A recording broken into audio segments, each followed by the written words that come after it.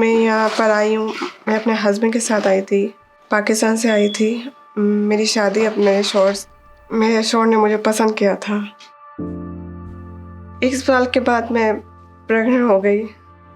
अल्हम्दुलिल्लाह अभी सही है, क्योंकि जब पैदा हुआ डॉक्टर ने डॉक्टर ने कहा इसको हार्ट में सुराख है। तो वो सारी चीज़ें सर्वाइव कर के हर कदम पर मुझे मेरी सास ये बोलती थी कि तूने कितना बीमार बच्चा पैदा कर लिया है। बहुत बुरा लगता था उस वक्त कि ये बोलती थी कि जब मेरा बच्चा पैदा हुआ तो मुझे नहीं लगता उस वक्त किसी को इतनी खुशी हुई होगी। दरअसल मेरे बच्चे को खाना नहीं देता था, दूध प्रोवाइड नहीं करता था, और मैं अपने बच्चे के लिए दूध मांगती थी, वो प्रोवाइड नहीं करता था। इस पर ही मेरी और मेरे हस्बैंड की, मैंने कहा मुझे खाना नहीं देना कोई मसला नहीं, लेकिन मेरे बच्चों को तो फूड दो। मैंने उस वक्त फिर मेरे हस्बैंड ने मुझे घर से निकाल दिया था। वो मुझे उस वक्त कुछ भी नहीं आता था, ना ड्राइविंग, ना मेरे पास अच्छी जॉब थी, यहाँ तक कि मेरे पास तो ग्रीन कार्ड भी नहीं था, 2 साल का था। वो मुझे अमदद शेल्टर में लेके गई थी। वहाँ मैंने अपने हस्बैंड को फ़ोन किया, वो मुझे पिकअप करने, फिर हम चले गए घर। मेरा हस्बैंड उस वक्त मान भी गया था, क्योंकि उस वक्त मेरी नंद को बेटा हुआ था और उसको घरवाली एक घर के काम के लिए नौकरानी चाहिए थी। मैं घर के कामकाज में अपने बच्चे को ध्यान नहीं दे पा रही थी, ना वक्त दे पा रही थी। इस बात पर गुस्सा नहीं आ रहा था, गुस्सा इस बात का जब एक बच्चे को दूध मिल रहा है तो दूसरे बच्चे को क्यों दूध से देखा जाए। दूसरी बार मैं प्रेग्नेंट हो गई, बीमार होती थी, घर का बच्चे का वो ज़्यादा मुझे जैसे एक कालीन को उठा कर बार बार साफ कराना।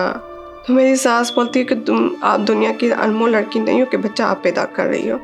और जब मैं घबराई, रोज़ फाइटिंग होती थी। मेरी सास ने मुझ पर 15 दिन का खाना पीना टोटली बंद कर दिया।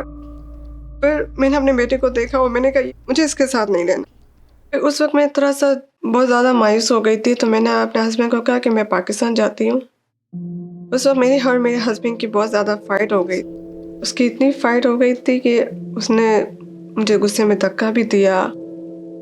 मुझे ऐसा लगा कि कहीं कुछ गलत हो रहा है। मैं फ़ौरन इमरजेंसी में भागी, क्योंकि जब मैंने फर्स्ट टाइम मैंने फ़ोन किया मैंने अपनी सास को, तो मैंने बोला कि मेरी बेटी की हार्ट में डेथ चल रही, तो वो बोलती है कि अच्छा वो मर गई। मेरे पास कोई ऑप्शन नहीं था, चारों तरफ से मेरे पास कोई नहीं था। मैं अपने बच्चे को लेकर घर तो निकल गई थी, लेकिन रास्ते में सोच रही थी अब मैं करूँगी क्या। मेरा टाइम इन्होंने कहा आपको एक हेल्प की ज़रूरत है, एक ऑर्गेनाइज की ज़रूरत है जो आपको ये सब कुछ टीच करे। इकना में मुझे अल्लाह का शुक्र है, मुझे अपार्टमेंट मिला। मेरी मुलाकात मेरी केस वर्कर से हुई। मैं जब यहाँ पर आई, मैंने आपकी मदद से मेरे बच्चे को मैंने स्कूल बिठाया, मेरा बच्चा स्कूल गया। दूसरा मैंने स्टेप लिया, मुझे अल्लाह का शुक्र है मुझे जॉब मिल गई। मुनज़्ज़बाजिज़ की मदद से, केस वर्क इकना वालों की मदद से मैंने वहाँ पर ड्राइविंग क्लासेस शुरू करी। मैं एक माँ की तरह एक माँ का फरीज़ा भी अंदा मतलब जॉब भी कर रही थी। मेरे लिए जैसे लग रहा था कि ये खुद ब खुद काम हो रहा है। पता नहीं, मुझे ऐसा लग रहा था कि मेरी हेल्प करने के लिए जो कोई नहीं था, आज पूरा इदारा मेरे पास खड़ा था। It seems out there it's very easy, everything's rosy. No, there's plenty of shelters, there's plenty of places to go. Reality is not the case. A transitional housing program like ours is unique, especially for Muslim women in particular. It's the only one in the state. So when these ladies come to us, they feel like they have a second home. I've had clients come in and say that I walked in here and I felt I could breathe again. They feel like they've been suffocated all their lives and they need this transitional housing program to succeed. For someone to come in the way she did, with a son who had special needs, for us to be able to be there to transition her into her new life. And that's literally what our program is, to transition someone into their new life. I mean, it's amazing. It really gives you perspective on your own life. She was an inspiration for us. She was an inspiration for me. मैंने अपनी ज़िंदगी में बहुत से बुरे हालात देखे हैं। मुझे ऐसा लगता है कि ये वाकई में जो 6 महीने थे जो मैं साथ है, मैं मुश्किल से नहीं कह सकूँ। मैं 6 महीने में हर चीज़ कर ली।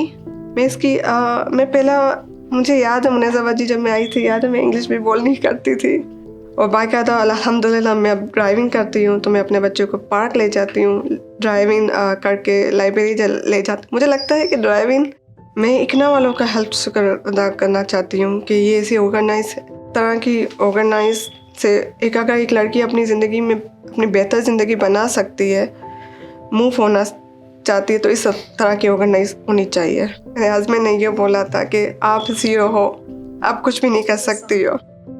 तो अभी मैं बोलती हूँ कि मैं ज़ीरो नहीं हूँ। मेरा जो मकसद था कि मैं अपने हस्बैंड का घर इसके लिए छोड़ा कि मुझे और मेरे बच्चों को बेहतरीन ज़िंदगी मिले, वो मुझे मिल गई है।